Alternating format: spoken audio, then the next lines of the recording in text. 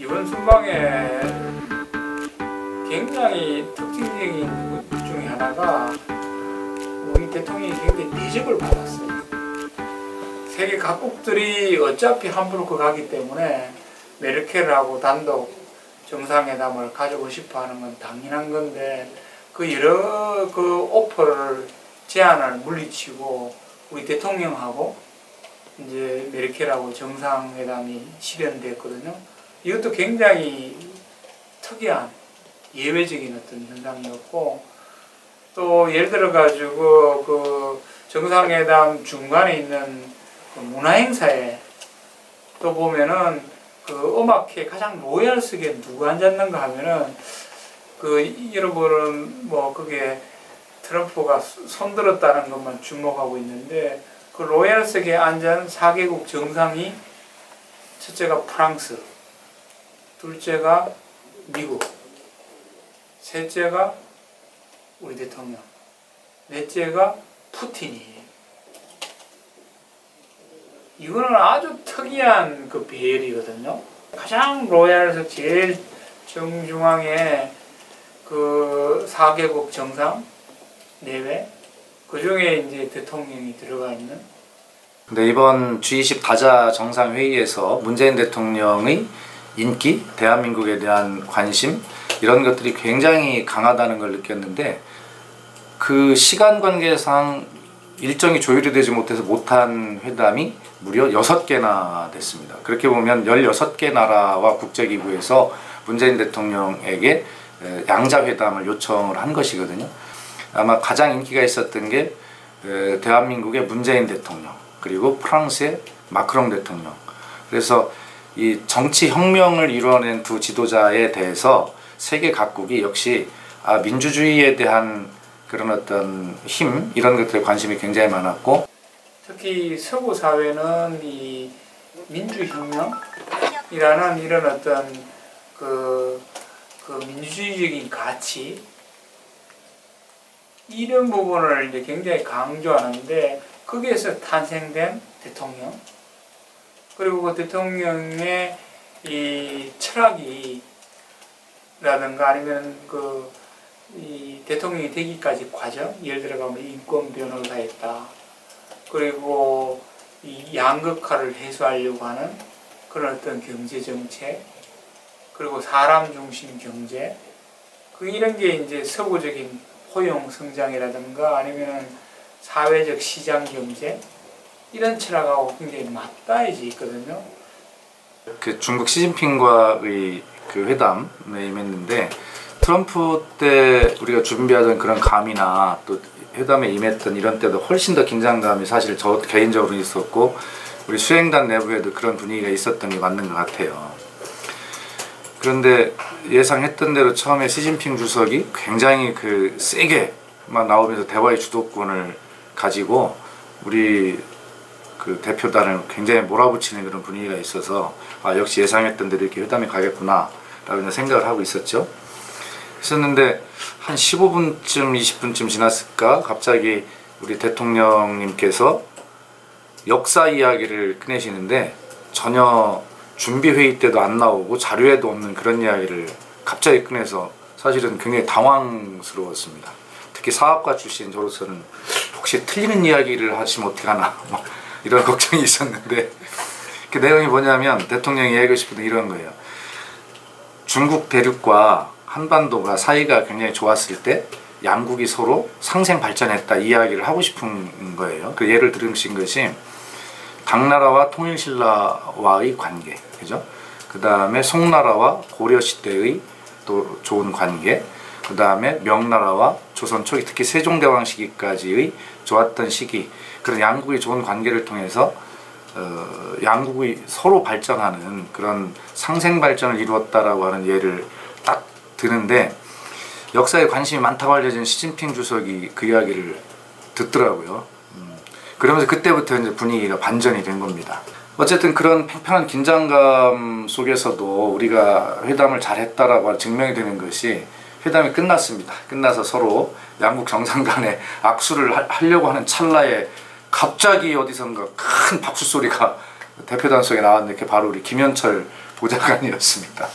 근데 그때 갑자기 박수 소리가 크게 거기서 나니까 시진핑 주석도 깜짝 놀라서 쳐다보고, 그런 시진핑 주석과 악수하려고 하던 우리 대통령은 갑자기 덩달아 놀라 같이 김현철 보좌관을 쳐다보는 그런 상황이 됐는데, 김현철 보좌관에게 제가 왜 박수를 쳤냐라고 물어봤는데, 혹시 제 생각에는 이 양반이 너무 긴장을 해가지고 여기가 정상회담장이라는 걸 잊은 건 아닌가, 이런 생각을 했는데, 김 보좌관 말에 의하면 경제보좌관이니까 중국과의 관계가 그렇게 잘 풀려나가는 것을 보고, 이제 우리 경제 문제가 잘 풀리겠다라고 하는 그런 감을 느끼고, 이 회담은 굉장히 성공적이다, 만족한다라고 하는 생각이 들어 자기도 모르게 박수를 쳤다는 겁니다. 하여튼 푸틴 대통령과의 회담에서도 푸틴은 아예 수첩 한 권을 준비를 해올 정도로 많은 요구사항, 발언 내용을 카드로 정리를 해와가지고 한 장 한 장을 아주 꼼꼼하게 넘겨가면서 쏟아놓는, 우리에게 남은 시간이 얼마 없었고, 그때 대통령님에게 마지막이자 처음으로 말씀하실 기회가 딱 온 겁니다. 자, 지금 푸틴 대통령께서 말씀하시는 것은, 제가 오늘 경제부총리와 경제보좌관을 함께 왔는데 이분들에게 나중에 협의시키겠다라고 딱 한마디로 정리를 딱 해버렸습니다. 그러니까 실무적으로 협의시키겠다 한마디로 정리하시고 본인이 하고 싶은 이야기 시간을 확보를 하신 거죠. 물론 이제 출발 전에 북핵 미사일 발사라는 그런 게 있어가지고 이걸 어떻게 처리하느냐가 굉장히 고민이 되었습니다만은, 그 메르켈 총리하고의 회담에서 메르켈 총리가 이제 의장국이지 않습니까? 의장국이기 때문에 상당히 영향력이 있는데, 마침 메르켈 총리가 이 북핵 미사일 문제를 거론했는 거예요. 그 거론하자 대통령께서는 이걸 혹시 의제에 다뤄줄 수 있느냐라는 걸 타진했고, 한번 생각해 보겠다는 굉장히 긍정적인 메시지를 받았어요. 그 받자마자 사실은 이제 그 외교장관이라든가 이런 분들이 움직이기 시작하는 거죠. 정의용 그 안보실장님이나 이런 분들이 움직이면 시작하면서 각각의 정상회담 내지는 한미일 정상회담에 이걸 의제로 부각하는 사전 노력을 했었습니다. 이 북핵 문제를 의도적으로 이슈화하고, 그 노력의 결과 그 메르켈 총리가 기자회견하면서 마지막 순간에 그게 이제 떠올라셨던 거예요. 그래서 나가시다가 다시 돌아서서 하나 잊은 게 있다. 그래서 이게 북핵이라는 이슈가 됐고, 이거는 경제 문제가 아니지만은 굉장히 중요한 현안이고 하기 때문에 한미 정상회담도 그랬습니다. 경제 문제에 굉장히 치열한 대담이 있었지만은 거기서 서로 알게 되니까 그게 친밀감에 연결되고, 어떤 회담장에 가더라도 우리 대통령 불러가지고 악수 먼저 하고 뭐 음악회 가서도 손 들어주고 하는 이런 어떤 관계가 사실은 한미 정상회담하고 G20죠. 이 회담에서 거둬야 될 최고의 자산이에요. 왜냐하면은 이 신뢰관계가 형성되면 무슨 문제가 생기더라도 전화 한 통화로 해결될 수가 있거든요. 그 기반이 사실은 한미 정상회담하고 이 독일 G20에서 얻어내야 될 가장 중요한 거였거든요. 그걸 이번에 다 얻어내고 그 이후에 핵에 대한 뭐 제재에 대한 지지, 그리고 많은 어떤 관심, 그리고 또 경제적으로 이렇게 그 우리 교류 확대, 교육 확대, 경제적 성과 이런 게 이제 곳곳에서 이루어졌거든요. 그 이번 G20 정상회담에서 그 굉장히 많이 논의됐던 기본 테마는 포용적 성장이라는 부분이에요. 이 양극화, 빈부격차, 이게 굉장히 심화되어 있기 때문에 이게 어떻게 하면 이제 봉합하느냐라는 게 굉장히 큰 이슈였는데, 또 다른 주요한 이슈가 이 세계 경제의 회복입니다. 이 지금 G20 정상들이 다 같이 모여가지고 이렇게 세계 경제를 이게 한 번 더 도약시키자라는 것을 머리를 맞대고 이렇게 회담하는 그 모습을 보면은 우리나라도 이 살아나는 경제를 이거 어떻게 그 불을 지펴가지고 더 확대시켰냐 이거를 한국의 지도자도 고민을 해야 되거든요.